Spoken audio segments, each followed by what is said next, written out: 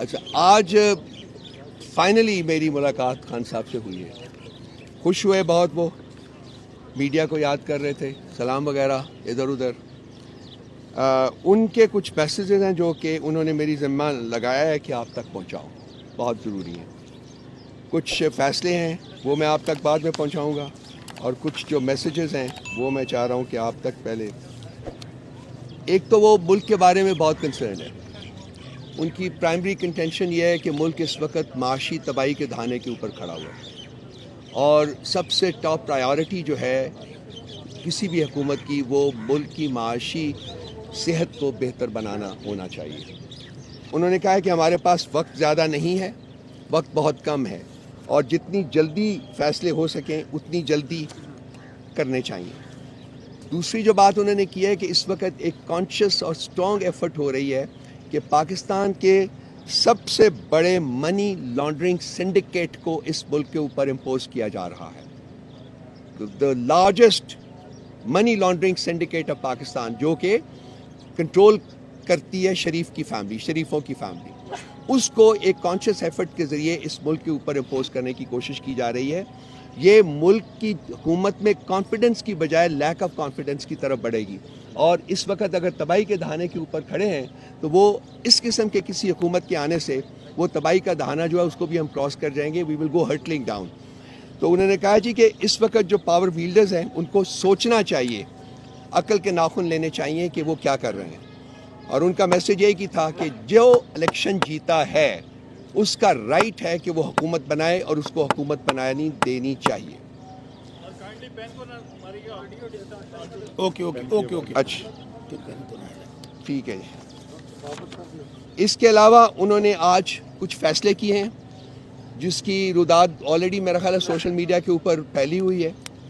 ایک انہوں نے فیصلہ کیا ہے کہ چونکہ کے پی میں خیبر پختونخوا میں ہماری حکومت، ہمارے پاس ورچولی 3/4 میجورٹی ہے، تو انہوں نے جو پریزیڈنٹ ہیں کے پی کے علی امین خان گنڈاپور، ان کو یہ مینڈیٹ دیا ہے کہ وہ حکومت بنائیں وہاں.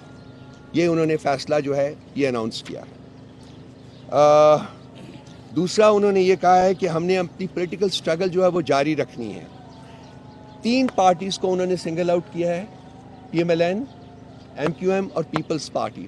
ان کو چھوڑ کے باقی تمام پولیٹیکل پارٹیز کے ساتھ انہوں نے مجھے مینڈیٹ دیا ہے کہ میں ان سے رابطہ کروں اور ان کے ساتھ بیٹھ کے ایک کولیشن آف پارٹنرشپ جو ہے وہ ہم تشکیل دیں، جو کہ جمہوری اقتدار کے لیے لڑائی لڑے گی. اقتدار کے لیے نہیں بلکہ جمہوری اقتدار کے لیے لڑائی لڑے گی. اس کے علاوہ ہماری 2 پارٹیز کے ساتھ انہوں نے اپروول کی ہے. سینٹر میں اور پنجاب میں ہم ایم ڈبلیو ایم کے ساتھ کولیشن بنائیں گے، سینٹر اور پنجاب میں. اور کے پی میں ریزروڈ سیٹس کے لیے ہم جماعت اسلامی کے ساتھ کولیشن بنائیں گے. تو یہ بھی ان کے فیصلے ہیں، یہ بھی ہم امپلیمنٹ کریں گے. وہ آلریڈی انفیکٹ اس کے اوپر ہم نے کام شروع کر دیا ہے. عامر ڈوگر صاحب کو انہوں نے دوبارہ چیف وپ جو ہے وہ نیشنل اسمبلی میں مقرر کیا ہے، تاکہ وہ ہمارے جتنے بھی الیکٹ ہوئے ہیں انڈیپینڈنٹس ان کو اکٹھے کر کے اور ان کو آگے کا جو پروگرام ہے وہ ان کے ساتھ شیئر کریں. انٹرا پارٹی الیکشنز کے بارے میں انہوں نے حکم دیا ہے کہ جی اس کو جتنا جلدی بھی ہو سکے وہ کروا دیے جائیں. وہ بھی چونکہ رسپانسبلٹی میرے پاس ہی ہے تو وہ میں اس کو جلدی سے جلدی اس سے نبرد آزما ہونے کی کوشش کروں گا. کچھ انہوں نے کور کمیٹی کے بارے میں بھی فیصلے کیے ہیں، وہ میں اپنے جو کنسرنڈ لوگ ہیں ان کو بتا دوں گا. سو یہ میجر فیصلے تھے ان کے. تو کے پی میں ہم لوگ حکومت کی تشکیل کی طرف جا رہے ہیں، اور سینٹر میں بھی ہم حکومت کی تشکیل کے لیے کوششیں جو ہیں وہ اپنی ریڈبل کرنے جا رہے ہیں، اور پنجاب کی جو حکومت ہے وہ بھی ہم دیکھیں گے کہ اس کا کیا کرنا ہے. یہ ان کے بڑے بڑے فیصلے تھے. اس کے علاوہ اگر کوئی آپ کے سوال ہوں، اس سے پہلے میرا خیال ہے میں بسرا صاحب سے ریکویسٹ کروں گا کہ یہ اپنی داستان غم جو ہیں وہ سنا دیں.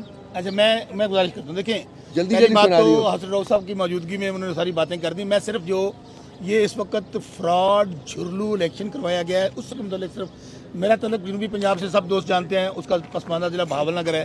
یہ کہتے تھے وہاں پر گاؤں میں ووٹ بہت کم ہے. آپ کو پتہ ہے میرے نامینیشن پیپر جو کچھ سامنا ہوا سپریم کورٹ سے بحال ہوئے، ٹوٹل 8 دن میرے پاس تھے. کیمپین تک کرنے نہیں دی گئی. لوگوں نے عمران خان کو ووٹ دیا ہے. عمران خان پاکستان ہے. آج بھی میں کہتا ہوں سب میڈیا کے موجودگی میں خدا را خان صاحب سے بات کیجئے، کیونکہ عمران خان پاکستان ہے. اگر آپ پاکستان کے مسائل کا حل چاہتے ہیں، کیونکہ پاکستان کا نوجوان، پاکستان کا بوڑھا، مائیں بہنیں بیٹیاں سب شیشہ پلائی دیوار کی طرح عمران خان کے ساتھ کھڑے ہیں، اور جب تک یہ معاشی استحکام کی بات کی، جب تک یہ سیاسی استحکام نہیں آئے گا، معاشی استحکام نہیں آ سکتا. اور اگر یہ جرل اور فراڈ حکومت بنائی گئی، میری نظر میں پولیٹیکل ورکر بہت تباہی آئے گی. NA-163 بہاول نگر آپ کو ایک میں حلقہ ہے وہ ڈسکس کر دیتا ہوں، جہاں سے مجھے اللہ تعالیٰ نے مہربانی سے عمران خان صاحب نے مجھے ٹکٹ دیا اور عوام نے محبت کی. ہارون آباد فوٹ آباد والوں نے 3 کینڈیڈیٹس تھے، شوکت بسرا PTI کی طرف سے، نور الحسن تنویر مسلم لیگ نون کی طرف سے، اور ضیاء لیگ کے محمد اعجاز الحق. شوکت بسرا نے فارم 45 کے تابع، میرے پاس ایک فارم 45 موجود ہے اور نون لیگ والے کے پاس بھی ہے. میں نے لیے 97,000 ووٹ، نون لیگ والے نے لیے ہیں 72,482 ووٹ، اعجاز الحق نے لیے ہیں 58,882 ووٹ.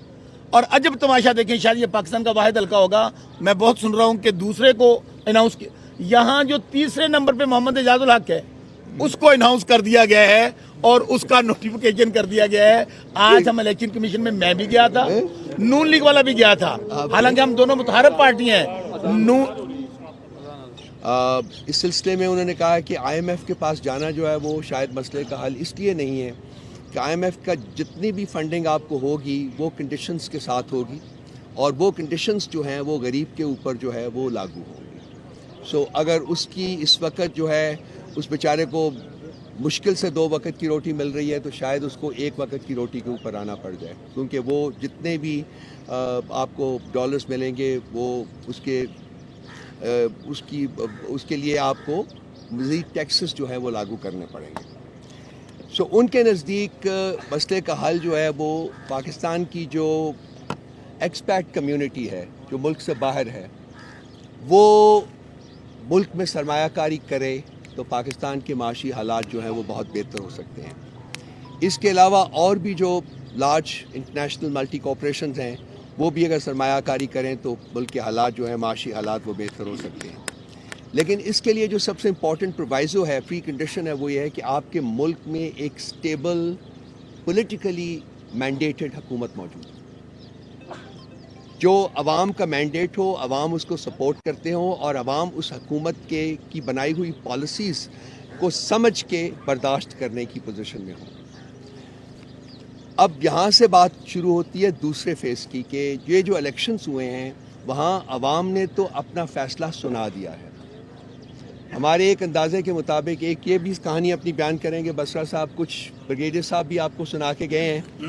ہمارے حساب سے کوئی تقریباً 180 کے قریب سیٹیں جو ہے نیشنل اسمبلی میں PTI کی بنتی تھیں، لیکن اس کو کم کر کے جو بھی آپ کے سامنے آیا ہے وہ کیا گیا ہے. تو سب سے پہلی پری کنڈیشن ان کے نزدیک یہ ہے کہ جو عوام نے مینڈیٹ دیا ہے اس کے عین مطابق جو ہے حکومت بننے دی جائے اور اس حکومت کو چلنے دیا جائے، کیونکہ یہ حکومت بننے سے اور اس کے چلنے سے ہی یہ پاسبل ہے کہ لوگوں میں جو ملک سے باہر بیٹھے ہوئے ہیں، وہ ہماری ایکسپیٹ کمیونٹی ہو یا ادروائز کو ملٹی نیشنلز ہوں، وہ تبھی ان کا کانفیڈنس جو ہے اس ملک میں انویسٹمنٹ کرنے کے لیے بڑھے گا.